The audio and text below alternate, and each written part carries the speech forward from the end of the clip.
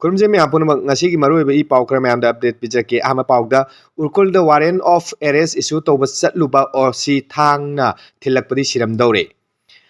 Session Judge Ukulgi Court na warrant issue taukiba miyo ema mangonda warrant of arrest issue to lakiba Manipur Police ki officer ama thang haijang na thilakpadi siramdoure hairi. Laibak thiba thogdog asi ngarang irai nimita thokibni court ki order matungina Somdal Police Station ki OC Inspector Kili James na khulai paidaba police personnel kharaga loinana ukul gi tali village da leba Fastman Rungsung sei yangkai ni mari apokpa kapang sui Rungsung koba amagi yumda warrant of arrest adu tinba satki loina mioi asigi apokpi mamada warrant issue adugi matang na mayek chengna khangana honaringida court na warrant issue tawriba Fastman Rungsung asina thang ama losinna puraklaga police officer adu de attack tawrokibani report asin makata na haribana Fastman Rungsung na Somdan Police Station ki OC ki thabakta thangna thinbagi soktuna khudakta laing chathanabagi damakta local health care center amada pukatki loina center asigi makata na district hospital khunda refer tawki senariba miyo edu makha OC asiga langminakiba police personnel sing aduna overpower tawno honabda amukasu attack tawno honarki adubu Jesami gi SDPO gi command makha da district headquarters dagi ahenba reinforcement team sing laktuna senariba accused aduna mafam adudagi nathoksu sena honaring da overpower tawduna phaki thogdok thokpam da ukul police station gi OC laktuni ingchilamki loina thogdok ase senariba Fastman Rungsungi mathakta makhata na thijina gidamta Somdan police na criminal case amal lokhat khare hairi ani suba pawda ST list dagi any cookie tribe lokthok tri phawba mikok thiba yaroi thadau Haujiki Pima Masida Summa missing Pangmangani Tajadi.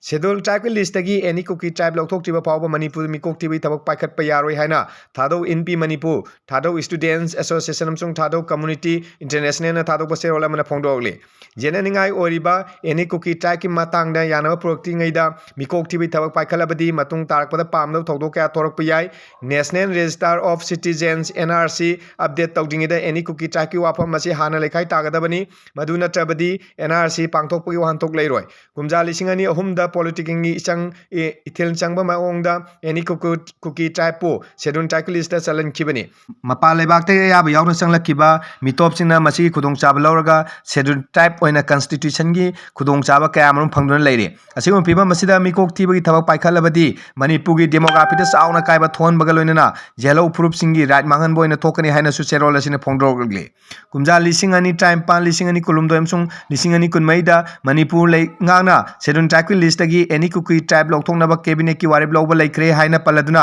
cherol asina hai state lengang ni recommend tawkiba wafam adu hauji register general of India da panduna leiri singi district sing da hauji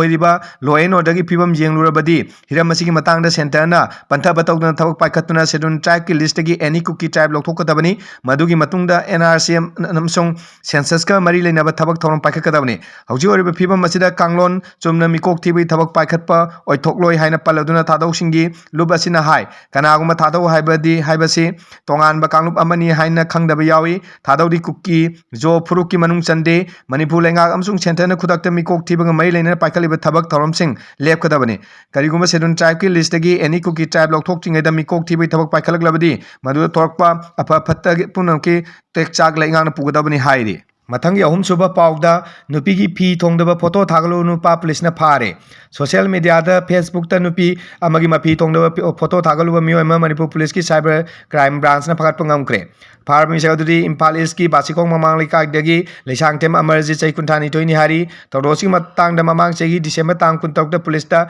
tarokiba complaint amagi matung ina tha asigi tang tranga da mahang masagi memdi police na phagat pangam kibni police ta victim oribi nupi aduna tarokiba complaint amagi ina kumjali singni kulumdo da mag amajika Facebook da thengna kibani amajina magi Facebook messenger da tongan ba nupi ke agi sexually explicit tawre haiba khanglakpadagi maga mari tamna thaptongnaba mamang jai December tang 13 ta harep lauki madugi pakhum moina amajina mahaki WhatsApp state ta victim oribi nupi adugi phi tongna photo upload tawki hare police na amaji pu phaba matamda mangone mobile phone manga phangmangamki mahangna mahakpu wahang pahong chathabada mahakamari leinaba nupi singi video record tawna thamlamba matung social media da share tawi haiba khangba ngamle hairi pawse loina ngasiri manipuri pawpisa matang solution jirage mayam punama channel se nungsina like share subscribe to option view thank you all